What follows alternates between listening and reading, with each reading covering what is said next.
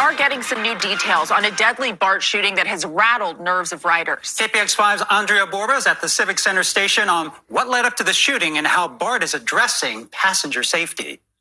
BART PD says last night's fatal shooting at Civic Center Station appears to be targeted, and more work needs to be done to make sure riders feel safe.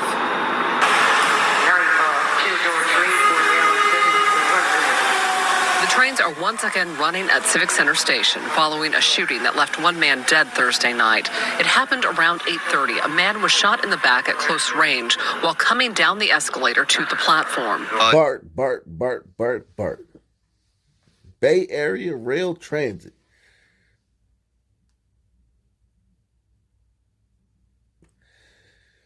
I remember doing stories on this 3-4 years ago, maybe.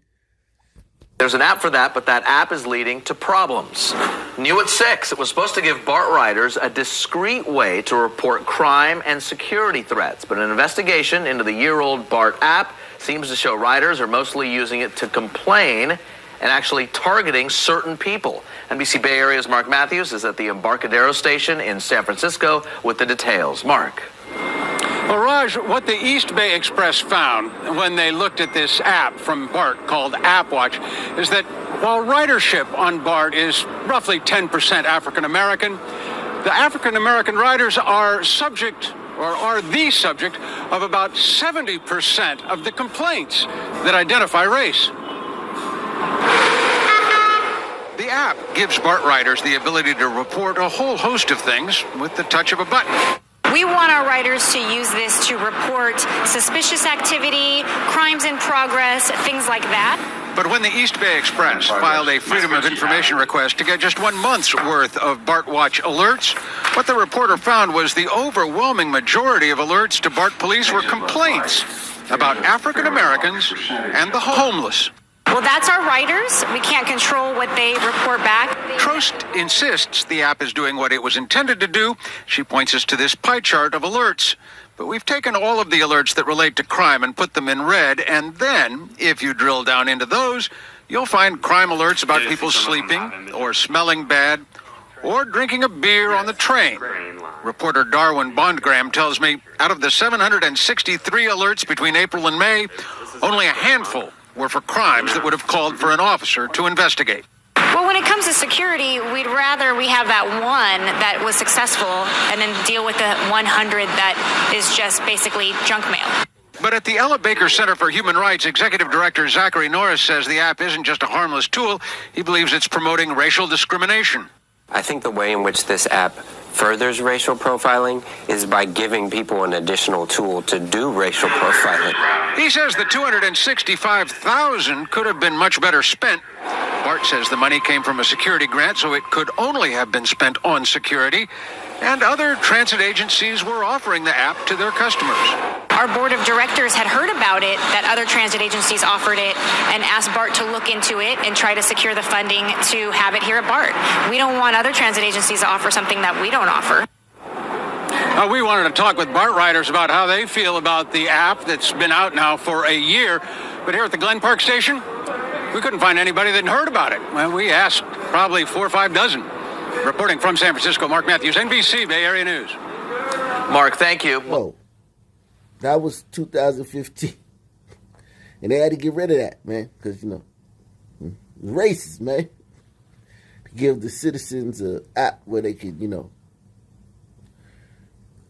alert each other and, you know, the authorities to, you know, things going on in the train system. Fast forward 7 years.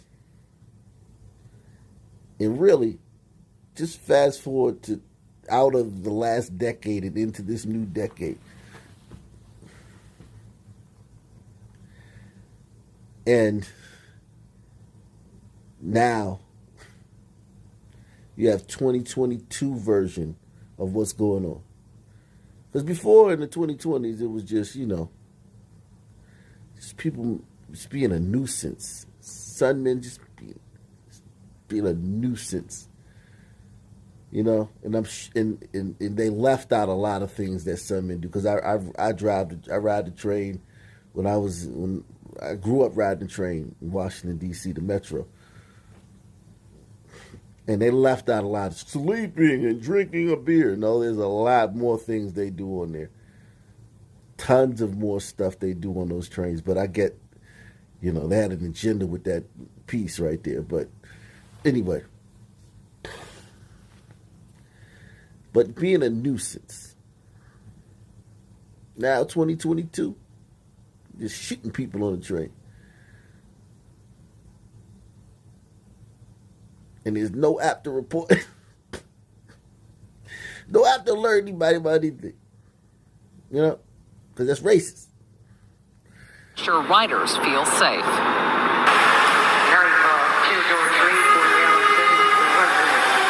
The trains are once again running at Civic Center Station following a shooting that left one man dead Thursday night. It happened around 8:30. A man was shot in the back at close range while coming down the escalator to the platform. A dude got shot, and then the other guy tried to kick the gun away, but thank God they caught it. Very quickly, we had 6 of our personnel there, 4 officers and 2 of our CSOs there, approximately about a minute and a half after the incident occurred. 2 of those officers were riding a train and got off at Civic Center Station to apprehend the suspect, identified as 24-year-old Shane Holman of San Francisco.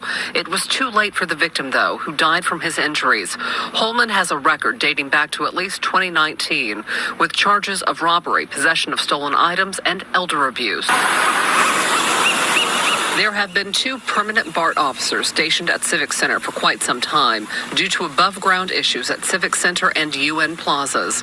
Today, our cameras caught an open-air drug deal in under 10 minutes. We're well aware of the issues street level that bleed into our station. And our riders have made it loud and clear to us that it's a concern for them, and it's a concern of mine that we keep our station as safe as possible and continue to work with SFPD to help mitigate some of those issues that are on the street level. News of this violent homicide on BART could not come at a worse time for the transit agency, already facing pandemic-depressed ridership and revenue projections. Riders say they don't always feel safe in the BART system. I don't catch the BART as often as I want. I'd rather drive, even though it costs me a lot more. Of course you don't feel safe. You're elderly.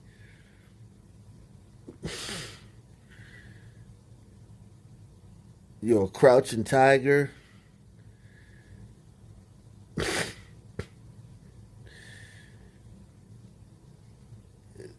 This guy probably got to meditate for hours and steal up the reserve, steal up the courage. Freudian slip there. Steal up the courage to get on the train, man. God. Riders say they don't always feel safe in the BART system. I don't catch the BART as often as I want. I'd rather drive, even though it costs me a lot more. But that's where I stand right now. Because it's not safe. The police, too much fare evasion. They don't save lives. Of course, the brother complaining about the police. The app that was preventing a lot of this stuff, that was making these people, these criminals annoyed and keeping an eye on them and making them have to operate with some level of covertness and caution. That was racist. Got rid of that. Now you got the Sun Man complaining about the police ain't doing their job. You can't fix this. Stop thinking you're some kind of special person and you're going to come. You can't fix this. It's hardware, man. Hardware. You can't fix this, man. Because it's not safe. The police, too much fare evasion. They don't save lives.